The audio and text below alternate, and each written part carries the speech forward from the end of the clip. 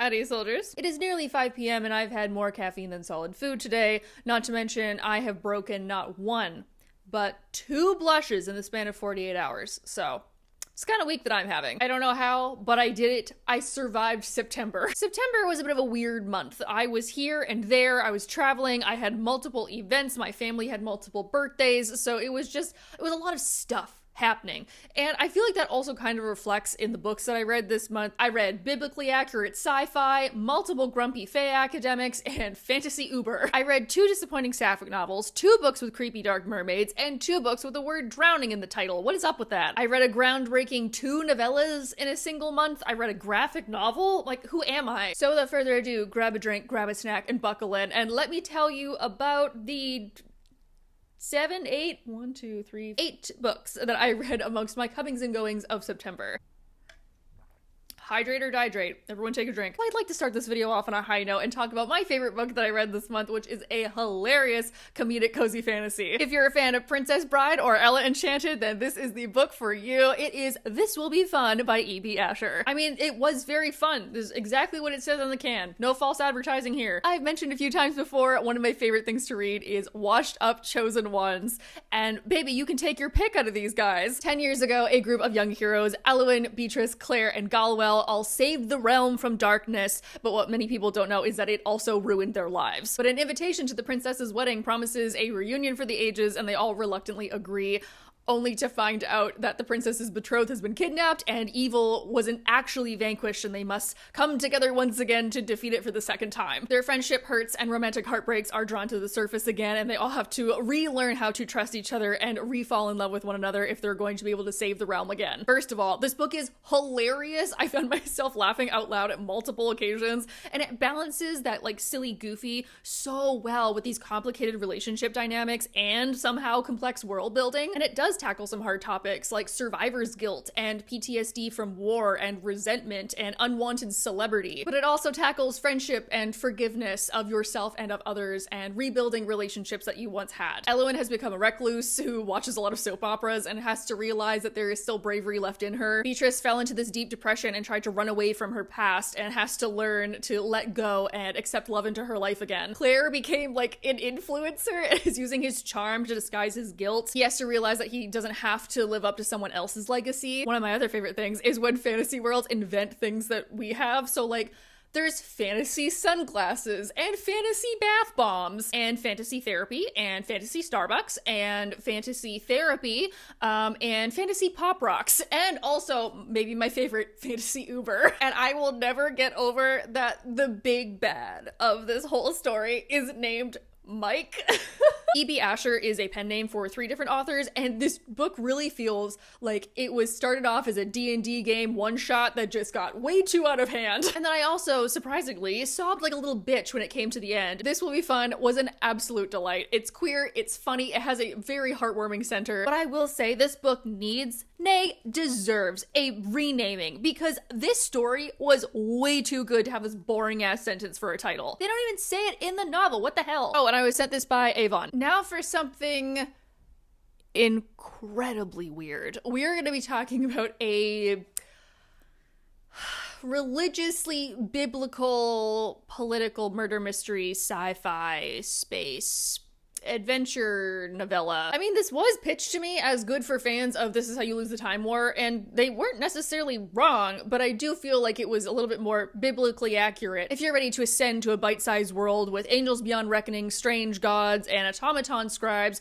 you are going to absolutely love Out of the Drowning Deep by A.C. Wise. Be not afraid. All right, listen, so we follow 3 not people, beings. One of them is named Scribe 4, and he is an obsolete automaton, and he is like the head of a monastery on this backwater planet. And the visiting pope, who is there to set up this kind of religious peace summit, is found dead. Meanwhile, Quinn St. John is a recovering drug addict and private investigator who hears the distress signal from Scribe 4 and decides to go down to the planet to help out. But also, he has an angel lover, and he's been eating his memories. And then meanwhile, in like heaven of some kind, there's an angel who's just named Angel who also hears the summons and decides to go down and like help out with this mystery We don't really know why, like just for funsies. And it turns out that Quinn's memories may be the key to stopping the destruction of the planet. Quinn's story is both about reconnecting with himself and with his sister, Lena, while also having an addiction recovery story. Murmuration is eating his memories, but like that's addicting because of the PTSD in his past and like what gods have done to him. Whereas Scribe V has lived amongst humans so long that he's kind of overwritten his programming. So he gives off this kind of like kindly monk energy,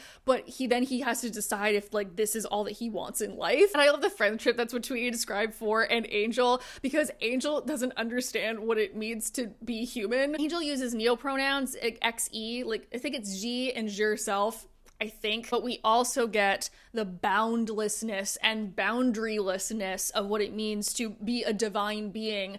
But then also we get the like silly goofy moments of Angel lighting alcohol on fire. But we also get to see them learn to hold regret and actually consider friendships a good thing. And it's kind of like the abolition of organized religion in a hyper divinity fueled world, because the divinities like revealed themselves across the universe, so people know that they're real, and this is hundreds of years in the future after so many god wars. Divinities can't die, but some of them have gone to sleep or disappeared. Some have stopped talking to their supplicants, and it turns out that if you believe in something enough, you can create new gods. This book is so weird. I feel like I've been trying to describe my thoughts about it for the last 30 minutes and will likely cut it down to like a 3-minute segment, but just know, just like Angels, I cannot contain all of my thoughts and feelings into one central being, but I think I like it. And this was also sent to me by Titan. Thank you, Titan. I guess let's talk about my first disappointing sapphic novel of the month, and it wasn't even worth it. Okay, so I have a stack of books from Wednesday Books and St. Martin's Press because of the St. Martin's boycott, so I was like, oh my god, it's over. Finally, I can start reading this stack, and the first one I pick up just like wasn't worth the wait, and that was Late Bloomer by Maisie Eddings. And like, look how freaking cute this looks. It's about two girls who fall in love on a flower farm, and one of them's an artist, and there's like autistic rep and ADHD rep, and it has a Jennifer Prince cover. Like, I feel unreasonably betrayed. This all starts when winning the lottery ruins Opal Devlin's life. Suddenly everybody in her life, including long lost family and her annoying coworker and her ex-boyfriend that she just can't get rid of, is knocking down her door, asking for favors and trying to get close to her. And on a whim of desperation and poor impulse control, she ends up buying a declining flower farm, but her ideas of isolation and artistic development are upended when it turns out that the daughter of the woman who sold the flower farm, Piper, is still there and is not happy about the fact that her mom sold the farm out from underneath her. With both of them stubbornly refusing to leave, they strike up an agreement of cohabitation, and then of course maybe some stuff happens, and then some family secrets are revealed, and also we're trying to win a flower competition to be able to raise enough money to keep the farm open. The writing is quite good, it's just the inner dialogue of these characters is cringe. And yes, I know cringe is dead. We're all a little cringy on the inside. What does cringe even mean anymore? Not for this book. This book is resurrecting cringe. It is dragging it out of its cold grave. I get the whole people-pleasing thing.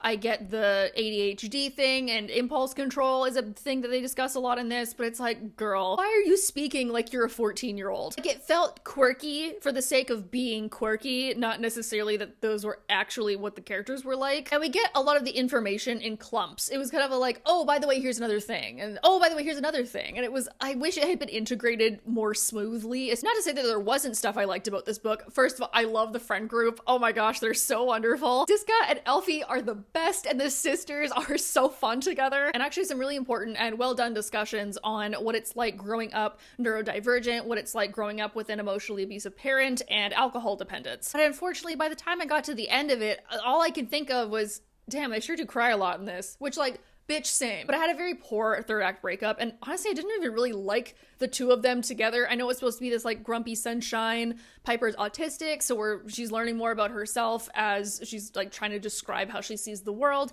which great autistic character, but I didn't think their relationship held up. Maisie Eddings was handling a lot in this book, and I think that was to her detriment. I think this suffered a lot because of that. If she had toned it down just a little, I probably would have liked it a lot more. Then a very fun, seasonally appropriate witchy graphic novel that my girlfriend gave me was Over My Dead Body by Sweeney Boo, where we follow Abigail, a young foundling witch at the Unwitty This word, how do you say this word? Unwitty Hidden Institute for Witchcraft. So the school year begins on a sour note when her mentee, Noreen, goes missing, and no one seems to believe her about the ghosts that she's seeing or the secrets she's uncovering about the headmistress of the school. This mounting evidence brings her to the Untamed Woods, and she realizes that Noreen's disappearance is very similar to a girl who disappeared many years ago. With no one left to turn to, she has to work with her academic rival, Violet, to unravel what's going on and hopefully get Noreen back in one piece. I absolutely adore the art style and their ridiculously snatched pointed hats. Look how cute this is, but also, like, damn girl, you were gonna take someone's eye out with that. Visually, it's a little Over the Garden Wall meets Kiki's Delivery Service. Spiritually, it feels very much like Harry Potter fanfic, but it's got a cool sentient forest and there's a weird leafy werewolf monster. It's freaking sick. The tension between Violet and Abigail was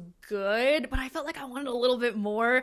But I also was thrown for a loop because I was expecting them to fall in love, but we don't get that. Instead, Abigail's just like out here doing her own thing, and Violet and Abigail's best friend have like a little thing. They're really cute. Overall, I just wish there was more of things. Like at one point, we established that ghosts exist, and there's a sick panel. Oh my god, girl, who are they? This is so cool. But then they just like don't show up again for the rest of the book, and I'm like, wait, no, come back. And I wish we knew why the friends refused to help Abigail. Like after a day, they're like, you're obsessed with this, we can't speak to you anymore. And I'm like, I think it would have made a little bit more sense if they had like been under a spell or something. And the ending was a little confusing, but then like, hey, when's an exorcism ever been easy, right? It's witchy, it's spooky, it's cute, but also a little grotesque, but also had an underlying backbone of friendship and trust and trying not to repeat bad history. The perfect little read if you want to start off spooky season on a high note. Ooh, damn, I left for like 2 minutes to refill my water and now it's dark out. Speaking of books and my girlfriend,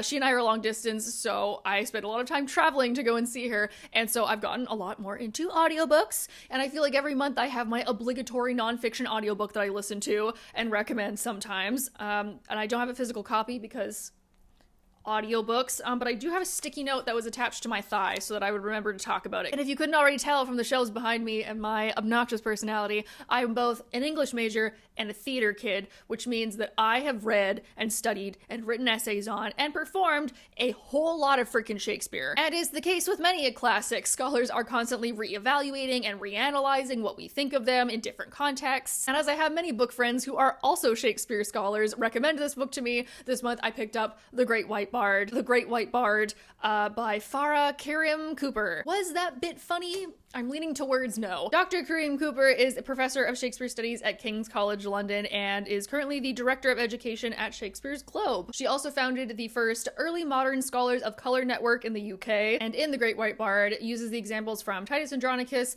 The Tempest, Othello, Romeo and Juliet, As You Like It, Much Ado About Nothing, and The Merchant of Venice, as she asks us to radically reappraise our ideas of Elizabethan London and analyzes race, gender, and otherness in Shakespeare's most famous works. An idea that she brings up in the first chapter and then throughout the book that is still around today is that the beauty ideal does not mean that everyone looked a certain way. And sure, ideas of ideals that usually come from white men are upheld in certain circumstances.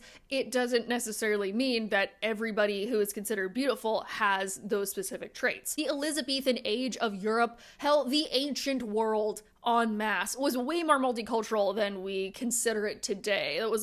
Honestly, it was the Victorians making a lot of stuff up. We have to blame the Victorians for a lot of things. And Dr. Karim Cooper proposes the idea that the Renaissance neoclassical era beauty ideal kind of drew Shakespeare into its web. Because, well, yes, many things in his plays are problematic, like greedy Jewish characters and characters being described as both black and evil. Many of his plays specifically play with gender and race and make the audience uncomfortable on purpose. Identity in Shakespeare's works is very fluid, and that can be for anything, like, for example, gender fluidity in Much Ado About Nothing, morality changing and being directly tied to the color of one's skin in Othello, where some characters are literally described as white and black and having their skin change from one to the other depending on the scenario that they're in. Going into the history of casting racial characters and what different races of director or actor can bring to these plays. Farah talks about being very invested in Shakespeare growing up and how she could see a lot of herself paralleled in some of Shakespeare's Shakespeare's plays, having grown up with a South Asian family. She talks about how even though she felt it very painful going through these plays and seeing the racism against people like her,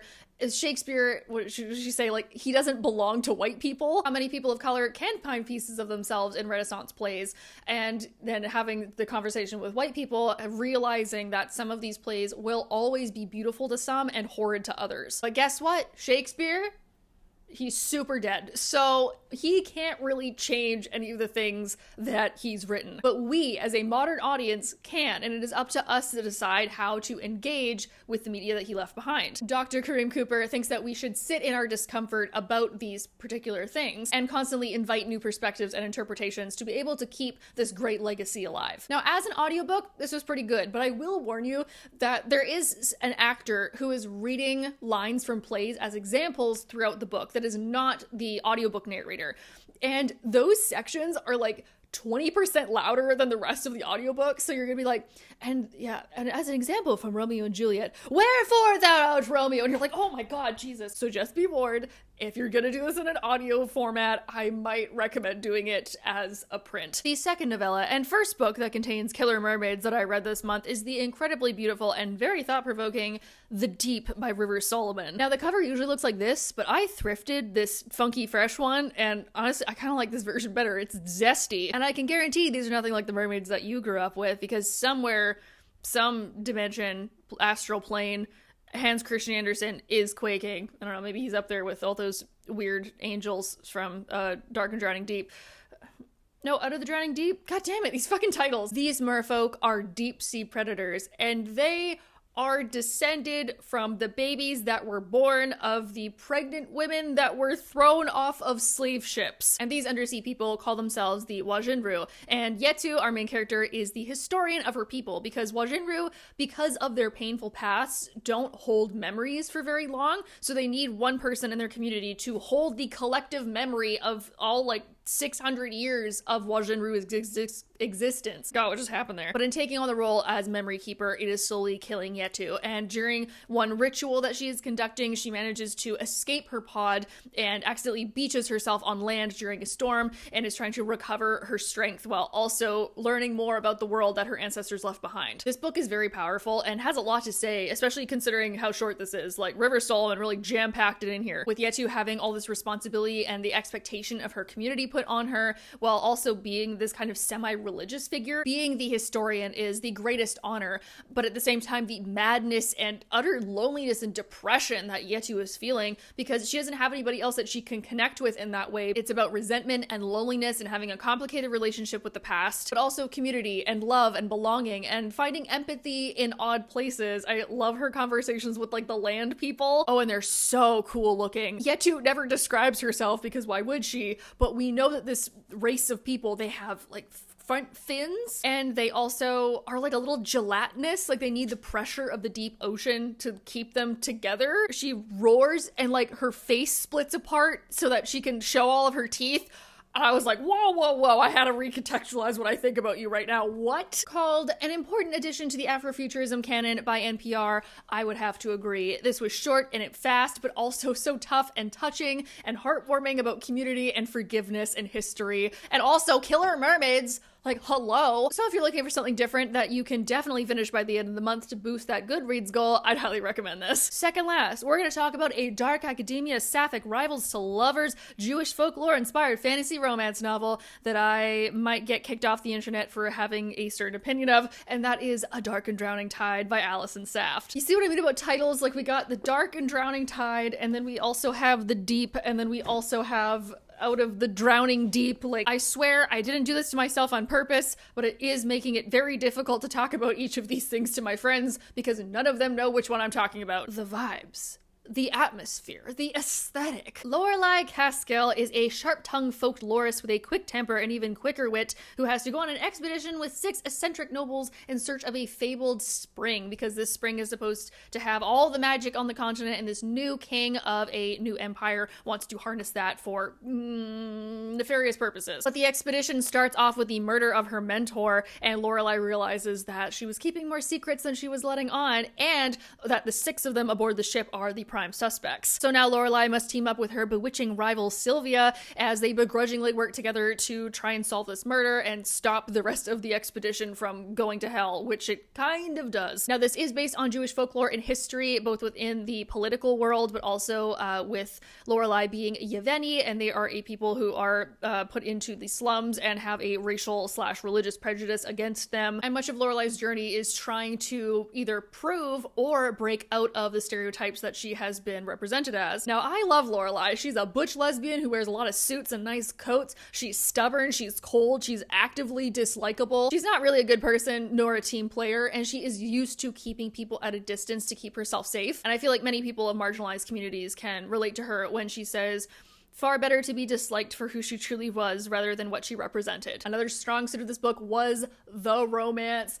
The way that Lorelai describes Sylvia is breathtaking. It has one of the hottest makeout scenes I've read in a long time. The relationship is just so full of like desperation and like losing control but gaining control and power and passion, and connections between Lorelai and all of her peers on this expedition are very good, very tension filled, very fragile. And I guess I was a little misleading because it is a creepy Nixie and not a creepy mermaid, but like same.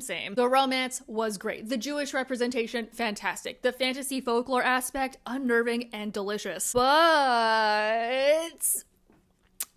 I didn't really like this book. The first half of this book and the second half of this book feel like very different stories, and that end sequence was rough. A bunch of weird time skips and the atmosphere is kind of all over the place. But then also the whole ending is weird because it's like, what's even the point of it? If you don't mind a slight spoiler, stick around, and if you want to skip to the next one, feel free to do so.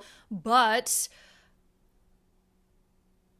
are all the spoilery people gone? Okay. Throughout the book, there is a thread of having to work with people that you don't necessarily like and kind of choosing the lesser of two evils.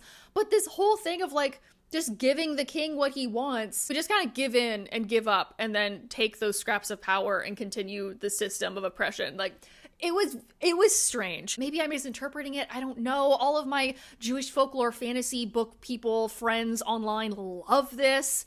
So I don't know, maybe I'm missing out on something. And lastly is a book that I did not think that I was ever going to read, and then I did, and I had an absolutely wonderful time with it. I'm so happy that I finally picked this up. We started on a high note, we're gonna end on a high note, because the final book that I managed to read in September was the absolutely enchanting fantasy that was Emily Wilde's Encyclopedia of Fairies by Heather Fawcett. I know many cozy fantasy readers and fellow fae lore sluts have already read this book, but in case you don't know, it is about a curmudgeonly professor named Emily Wilde who goes to a small remote town in Iceland, whose name I can't pronounce, to study the wild fae, but then once she's there, shenanigans occur, especially with Bramblebee, who is her fellow professor, academic rival, who also shows up on the island with a couple of secrets of his own. I love a determined scholar and a nosy naturalist, and Emily herself is so fun to follow along with. Her being oblivious to anything that isn't research is so hilarious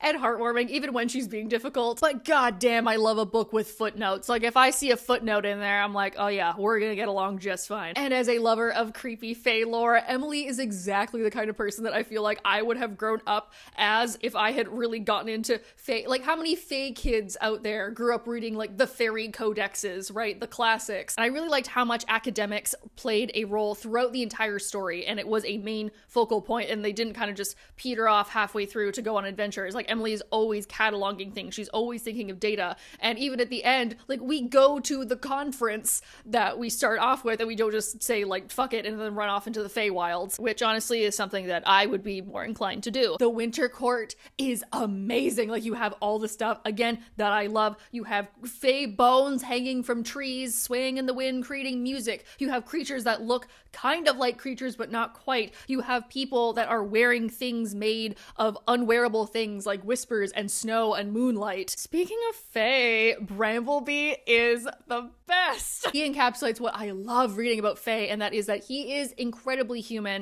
until he's not. And watching Emily go through that realization as well, which is not a spoiler, that's showed out in like the very beginning, don't worry about it, but that adds such like spikes of tension to their relationship. I do wish there had been a little bit more romance. It felt very one-sided until the very end, so I felt like she could have made that happen a little sooner. And there is something I want to address, is that when this first came out, I saw a couple people talking about how it was very ableist towards autistic people, but then I had someone close to me who is autistic read this and they were like, no, I see no problem with it. I actually really love Emily. I really heavily identify with her.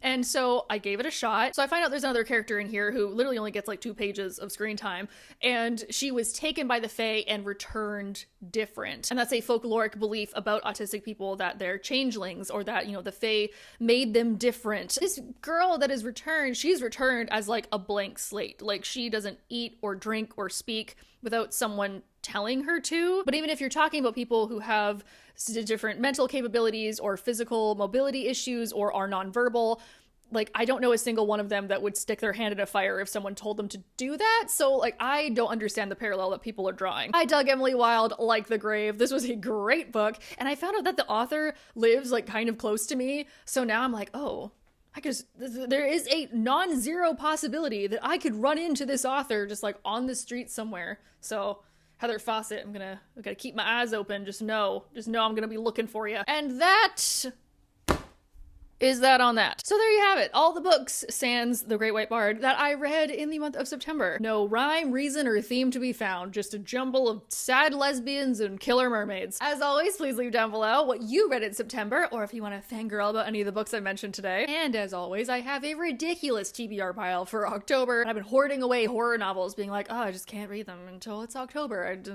That's the only reason I'm not reading them.